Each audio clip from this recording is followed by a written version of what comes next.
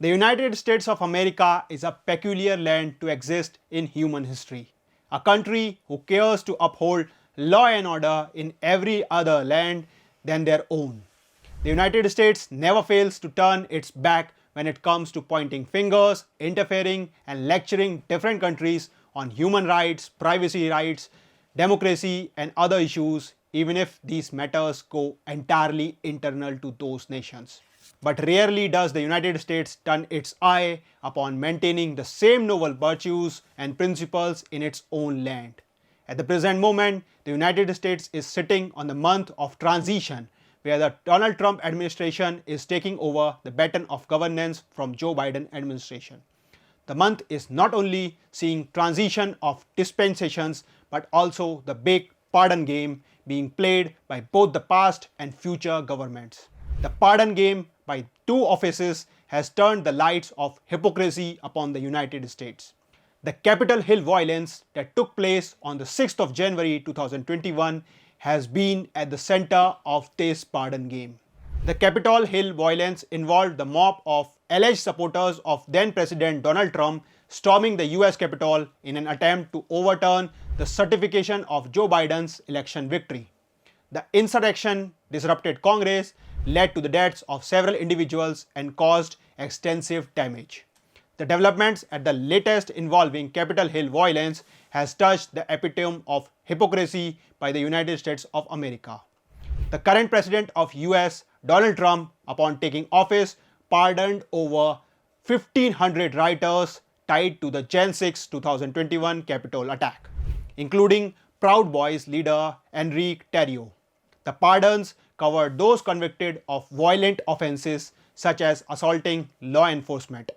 Prior to Donald Trump's pardon game, the former President Joe Biden also pardoned Dr. Anthony Fauci, retired General Mark Milley, members of the Jan 6 House Committee, and Capitol Police officers who were responsible for investigating the Capitol riots violence. Since both the rioters and the finding committee members have been pardoned, what should this imply? Was there no Capitol Hill violence that took place on the 6th of January 2021? Were the videos, photos, and news reports coming out was a part of a big conspiracy to defame the great United States? The Capitol Hill violence and the pardon game surrounding it is enough to expose the double-sided character of the US. On one hand, it goes on to pontificate at other countries, including India, over sanctimonious ideas of justice and maintenance of order, rule of law, and others. On the other hand, it pardons its rioters.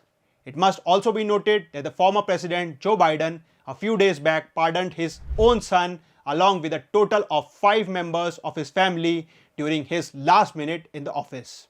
Now, rarely does the United States turn its eyes upon maintaining the same noble virtues of maintaining law and order, justice, freedom of expression, which it preaches day and night to other countries. There have been many instances where the right to free speech of individuals has been curtailed by the United States of America. Be it Edward Snowden, Julian Assange, or Chelsea Mannings, all had to suffer hefty consequences for exercising free speech. Edward Snowden, Julian Assange, and Chelsea Manning are prime examples of whistleblowers punished for exposing government wrongdoing. Snowden revealed US surveillance programs, Assange exposed military secrets, and Manning leaked documents detailing abuses in Iraq. Despite their actions drawing attention to issues of transparency and accountability, they faced severe legal consequences under the Espionage Act. Snowden fled to Russia, Assange sought asylum in the Ecuadorian embassy, and Manning was sentenced to 35 years, later receiving clemency. The United States has always come forward pointing fingers at even every other country for not walking along the paths of humanity. The sanctimonious preaching by the United States now and then develops the idea of it being a country that walks along the path of good road. But the instances coming out from the great nation tells a different story altogether. Frankly, when it comes to the United States judiciary, the Capitol Hill violence and the partisan stances of the Supreme Court judges in the past has thoroughly exposed that the US judicial system is a travesty to justice and humanity across the world. while it has all the power in its command to whitewash its abject contempt to global rules-based order, international laws, humanity, and present itself as the best country in the world, it is undeniable fact that the US is one of the worst when it comes to inflicting wounds on humanity, all in the garb of protecting US interest, noble virtues. The nation, based on Judeo-Christian values, follows a very reprehensible moral stance and a balance in which whistleblowing or a petty crime against the US warrants the might of US courts.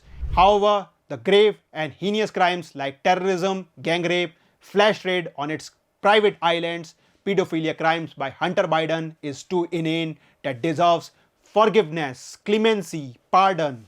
For the US, the pardon game begins at home, but the free world is not a slave or a second fiddle to the US anymore.